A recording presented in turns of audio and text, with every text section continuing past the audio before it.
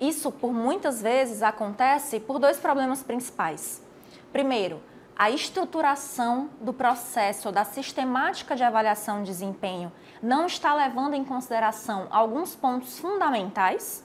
E o segundo ponto é que não foi estruturada da forma correta uma cultura de feedback entre os líderes e os colaboradores. Falando um pouquinho sobre o primeiro ponto, muitas vezes o que a gente encontra aí na nossa experiência enquanto consultor, enquanto consultoria, são formulários, são processos, são estruturas de avaliação de desempenho que avaliam apenas competências comportamentais. E aí, se eu tenho um processo de avaliação de desempenho que avalia apenas competências comportamentais, na verdade eu tenho uma avaliação de competências. E a base para esses feedbacks vão ser apenas competências comportamentais, que em última instância acabam sendo muito subjetivas e, de fato, podem dar margem para que esse processo de feedback aqui não seja tão objetivo e produtivo. Então, olha só que interessante seria se nós estruturássemos uma avaliação de desempenho considerando os seguintes pontos. Eu não vou esquecer ou deixar de lado as competências comportamentais, porque afinal de contas eu preciso identificar se está havendo uma adequação entre o perfil comportamental do meu colaborador e o perfil comportamental exigido pela minha organização. Mas e se nós escolhermos as 5 principais competências comportamentais específicas daquele cargo e os 5 principais valores ou as 5 principais competências organizacionais? E aí eu tenho 10 perguntas, um formulário até então com 10 questões. E aí, ao invés de eu avaliar ou colocar nesse formulário as competências técnicas, vamos começar a colocar atribuições e responsabilidades daquele cargo. Eu escolho 5 atribuições, as mais imprescindíveis, as mais relevantes para aquele cargo, atribuições estas que devem estar lá na descrição de cargo, e eu coloco nesse meu formulário. Então, para que eu cumpra bem aquela atribuição, para que eu entregue aquele resultado, naturalmente eu preciso ter aquela determinada competência técnica. Então, se uma das minhas atribuições é munir os meus diretores, munir os meus líderes com informações de indicadores por meio de relatórios, BI, macros e coisas desse tipo, para eu entregar esse resultado, implicitamente eu preciso ter aí um conhecimento avançado de Excel. Então, não preciso que no meu formulário de avaliação de desempenho eu tenha perguntando se a pessoa tem Excel avançado. Eu pergunto se ela está entregando os relatórios de análise de indicadores com a riqueza de detalhes e informações que eu preciso. Então, eu tenho aí um formulário de avaliação de desempenho que tem 15 perguntas.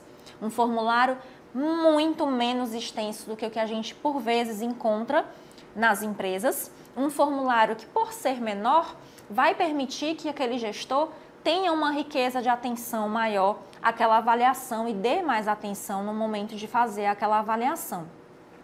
E aí eu tenho um momento de avaliação de desempenho que vai levar em consideração por volta de 15 até 20 perguntas. Em paralelo a isso, para a construção dessa cultura de feedback entre o líder e o colaborador, o que é interessante, até para a gente atrelar nesse processo de avaliação de desempenho? É a mensuração dos resultados, dos indicadores de resultado daquele colaborador. Indicadores de resultado esses que podem ser mensais ou trimestrais, numa periodicidade diferente da avaliação de desempenho, que muitas vezes acontece semestralmente ou mesmo anualmente.